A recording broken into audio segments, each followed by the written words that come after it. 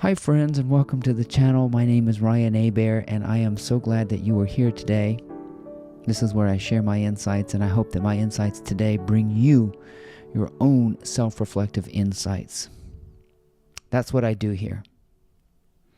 I try to help guide you to your own self-reflection. And this is tricky to do, but it also provides me an opportunity to get very creative. You can consider me a storyteller, a court jester, I suppose. And that's sort of what I'm going to be talking about today, is getting reacquainted with yourself. That's a interesting way of defining an aspect of life, is simply getting reacquainted with yourself and finding yourself for the first time in things that used to feel like enemies, obstacles, crises, someone else's fault, bad news. And spiritual revelation is this moment, and some of you can relate, where you realize everything you've been searching for, everything you've been blaming, everything you've wanted, everything that felt missing, broken, wrong, screwed up, awry, urgent, was merely you cleverly cleverly disguising yourself in not me. That's not me. I didn't do that. I didn't create that. I didn't make that. And you've got people on the internet, crazy people like moi, telling you that you craft and create your entire world. The implications of me getting online and telling you are the source of the world. You are the source of everything. You are the root cause of it all. That is an abrasiveness that's hard to swallow to those who are still clinging to an individual identity. Because I used to be on the other side of it. I used to be one who did not understand language like this. And I use the words court jester because that is exactly what the court jester used to do. The court jester used to have the most difficult job in the kingdom. He basically had to tell the emperor that the emperor had no clothes. The emperor had no power. The emperor failed. The emperor screwed up. The emperor's going to die. The emperor is a babbling, naive baby. The war was lost. The coffers are bare. And basically, everything was the emperor's fault. And so what they would do was try to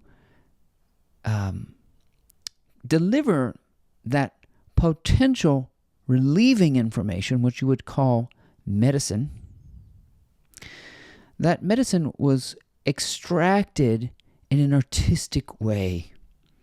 So they had to cleverly disguise it in a song and dance called A Spoonful of Sugar, which you know from Mary Poppins helps the medicine go down, but it's a bit bitter. You can still feel the bitterness. Of course, Ted Lasso, that wonderful series on Apple TV, if you haven't watched it, they put it this way: the truth will set you free, but it's going to piss you off first. So a clever Zen master or a spiritual teacher or a court jester or someone like me You can call me a clown, because it's all it is. I'm storytelling for the kids. I'm trying to soften this. Good news. That's what gospel is. Good news. Hey, good news. You're blameless. You're free. There's no individual to point the finger at. There is only one source. And it's perfect. It's whole. It's abundant. It's frivolous. And it's all gravy. Now, I don't package my story that way because that's a bit direct. It's a bit direct to tell the king or the emperor, you're a babbling fool. Your plan didn't work. You have no control.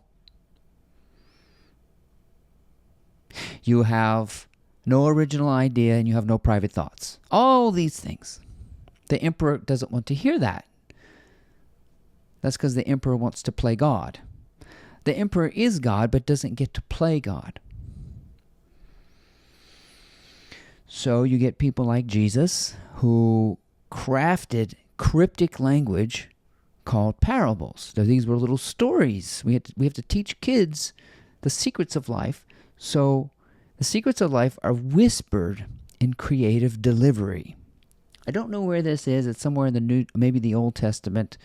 How lovely are the messengers who preach us the gospel of peace. Gospel meaning good news. So the messengers have to be lovely. They have to be creative. And if you really, really want to hear creative message delivery, you must listen to Alan Watts. You probably hear some of Alan Watts, some of the ideas I've stolen from him.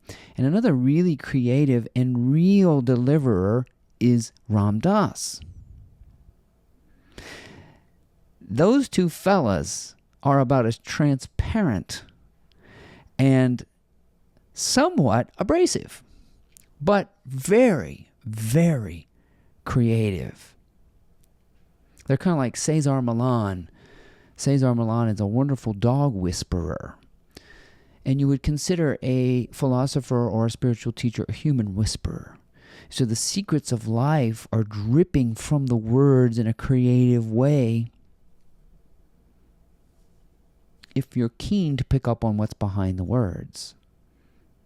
It's a little bitter to tell someone you're manufacturing your own problems.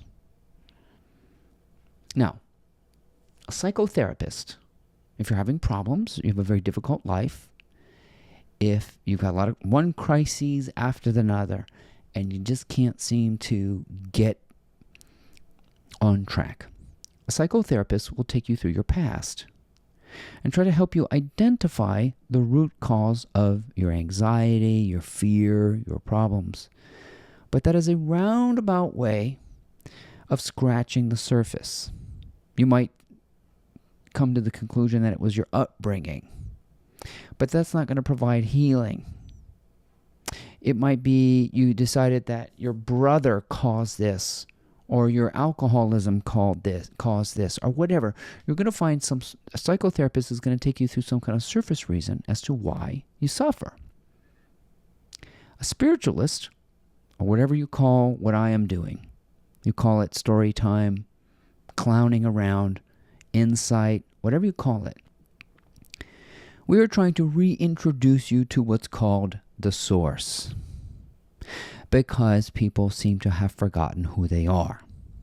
Basically, you have forgotten who you are, and you're walking around in a daze, trying to find the root cause of the universe, trying to find the root cause of the beginning of time. That's how far back you have to go. So a spiritualist, a minister, an evangelist, a Zen master is going to take you so far back in time, to the beginning of time, until you put two and two together and there are no more questions. When you have no more questions, the spiritual teacher has no more answers. You see. So, what I'm trying to do is creatively help the medicine go down. When I was department chair at my university, I was in the complaints department. That's what middle management does. For those of you who are in middle management, you have to deal with complaints. And in middle management, you have no power. You can't change policy. You can't bend the rules. You can't make money appear out of nowhere. You can't rewind time. In other words, you can't move heaven and earth. And that's what people come in, when they come in to complain, they want you to do those things. They want you to basically right what was wrong. And you as department chair, or in those people in middle management, you have to creatively help people understand that they are manufacturing their own crises. That medicine doesn't go down very easily. You're making yourself upset. You are seeing this problem as out there. You are trying to change history. You are basically asking me to do what's impossible. Until you realize the source is you. Just like the court jester has to do a little song and dance to make it sound like it's not the king's fault, that his choices did not lead to this particular moment in time, and that the root cause is the cause of everything that you notice. It's like Job. I've said this before. Job went around trying to find God so he could shake his fist and, if I could find him, I would fill my mouth with complaints. And what good would it do? Those complaints are not going to do anything about what seems fixed, reality itself. The so-called adjustment is pointing the finger where it needs to go, right there. Now, here I am, trying to help you realize that you are the source of your own problems, which makes it sound like I am conjuring up a problem by saying that. And in a way, I am. If I had no more questions, I wouldn't be online talking. So I am manufacturing the question implicitly by giving you the so-called answer. I'm crafting an answer to a perceived need. So both of the questions and the answers are being manufactured now. But I don't see that whole phenomena as problematic. I see it as balanced. I just dig it. As Gandhi said, I do it for myself. I enjoyed talking like a court jester and story time, teaching in parables, helping people self-reflect, to have that moment where they realize, oh my God, it's my fault, to a certain extent, that it's everybody's fault. Everybody is I, doing the work of the deeper I, and that there is no individual. I am an empty vessel through which the I does what the I does. And so you are meeting yourself coming and going and failing to see that it's you. One lady who had a near-death experience, I watched her talk about that. She said in her experience, it felt like she had met herself in everything. She met herself in the trees. She met herself in the grass. She met herself in the sky. These weird esoteric concepts, people are like, what are you talking about? But that's what transcendentalism does. It makes you meet yourself. You see yourself in other. It's the mirror principle.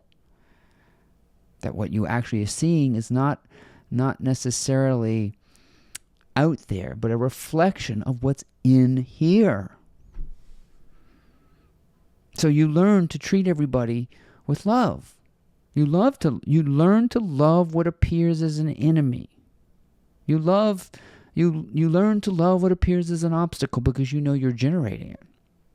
Let me give you one little tiny example of how we torture ourselves in this sort of not understanding our karma. The snooze button.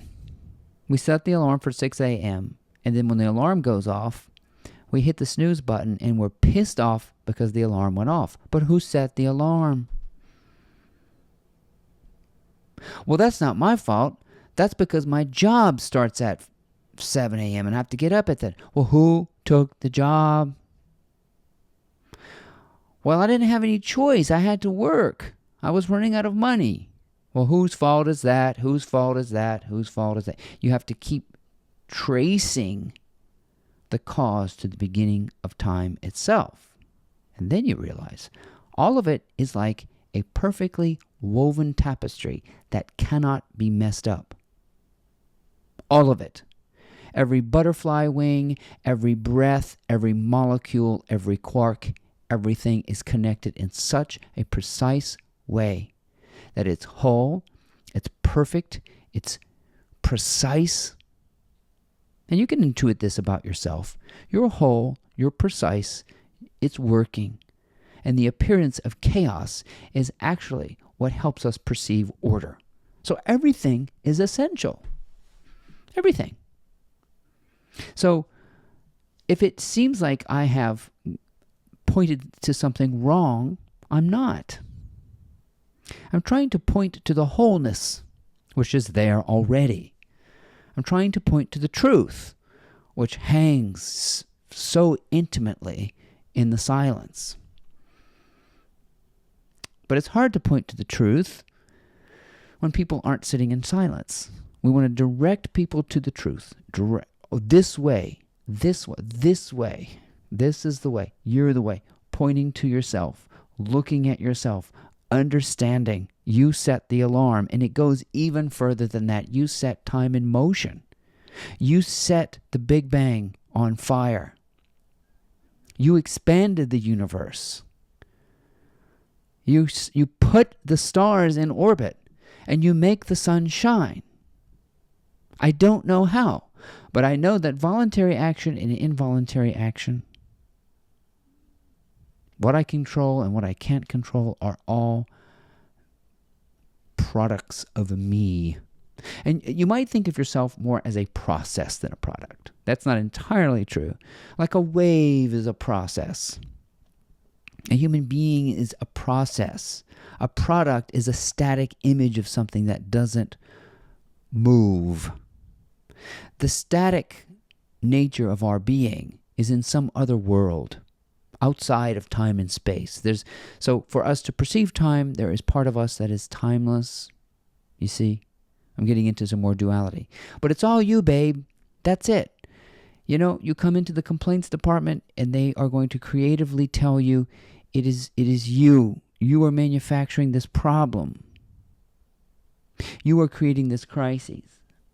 You were the one conflicted. There is no conflict. And it's not until each individual understands what's called the gospel of peace, the good news. You're out of it. You're blameless. You're clean. There's no individual to point your finger at and say, you did it. There's no individual event, no separate event to point to and say, that did this to me. When you get into this, you notice it's all necessary. It's all working. And that you can extract the medicine. You can extract the healing because the sickness is right there. You always have the extraction of benefit from every single moment. But what makes this really funny and weird and hard to explain is that how do you extract a benefit when there's no cost? This doesn't cost you anything because there's no you. There's no debt. There's no penalty. There's no reason. But yet, it's beneficial upon beneficial upon beneficial. How do you have benefit without cost? Beats me. But the medicine is that it's beneficial all the time. Even a so-called reaction. I've talked about the ills of the reactive mind, but reacting is actually going back and learning something, extracting the benefit. If you take reactivity and going through it and extracting what you can learn, reaction is necessary.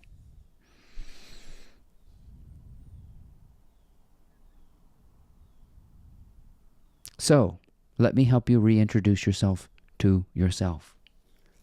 Get quiet with some of these concepts. I know I talk fast, but I'm the court jester. I'm delivering something behind the words. I'm hoping you'll hear what remains. Unconditional love. Being lost in wonder, love, and praise. Knowing that you're free, blameless, pure, whole, and rich. And that everything is beneficial without cost. My name is Ryan Hebert. I hope you enjoyed these insights. I hope they were meaningful to you and made you reflect in ways that help you. And I'm smiling because that would mean I've manufactured helplessness. See how it's all balanced? It just means that you're working through your own evolution and watching videos like this, which is outstanding. If you like what you heard today, please check out my blog. It's called mymorningmotivator.com, and we'll see you next time.